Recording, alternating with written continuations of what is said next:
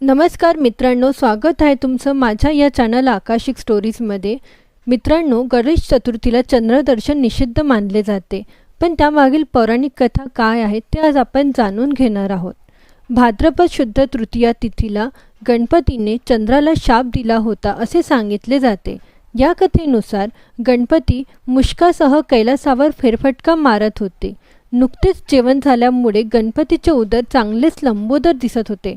बालगणेशाच्या त्या रूपाला पाहून चंद्राला आपले हसू आवरले नाही आणि तो जोरजोराने हसू लागला। चंद्राचे उपहासाने हसणे गणपतीला रुचले नाही। मुष्कासोबत जात असताना चंद्राने असे उपहासाने हसणे गणपतीला अजिबात आवडले नाही। त्यांनी याबद्दल चंद्राला जाब विचारला, मात्र चंद्राचे हसणे थांबले नाही। शेवटी गणपतीला राग अनावर झाला। चंद्रदेव, तुम्हाला तुमच्या रूपावर फार गर्व आणि अहंकार आहे ना? यापुढे तुमचे तोंड कोणीही पाहणार नाही। जो कोणी पाहेल त्यावर खोटा आळ येईल असा शाप दिला। पाहता पाहता एक एक दिवस चंद्राला क्षय होऊ लागला। चंद्र भयभीत झाले। शेवटी ते महादेवांना शरण गेले। त्यानंतर चंद्राने महादेव शिवशंकरांची कठोर तपश्चर्या केली। गुजरातच्या समुद्र किनाऱ्यावर शिवलिंगाची स्थापना करून चंद्रदेव दिवस रात्र महादेवांचे नामस्मरण करू लागले। अखेर महादेव प्रसन्न झाले। चंद्रदेवांना महादेवांनी अभय दिले आणि आपल्या मुकुटावर धारण केले।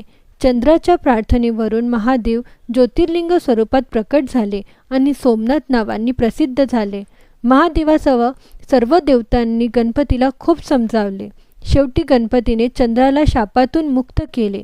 परंतु भाद्रपद शुद्ध चतुर्थीच्या दिवशी तुझे तोंड कोणी पाहणार नाही आणि जो कोणी पाहेल त्यावर त्या वर्षी खोटा आळ येईल असे स्पष्टपणे सांगितले। भाद्रपद चतुर्थी म्हणजेच गणेश चतुर्थीच्या दिवशी चुकून व अनावधानाने चंद्रदर्शन झाल्यास घाबरून जाण्याचे कारण नाही। चुकून चंद्रदर्शन झालेल्यांनी संकष्ट चतुर्थी व्रत करावे। यथासांग यथाशक्ती हे व्रत केल्यास खोट्या आळातून त्याची मुक्तता होईल। मित्रांनो, तुम्हाला आजचा व्हिडिओ आवडला असेल तर कृपया लाईक करा, शेअर करा आणि आमच्या या चॅनलला सबस्क्राईब करायला विसरू नका। धन्यवाद।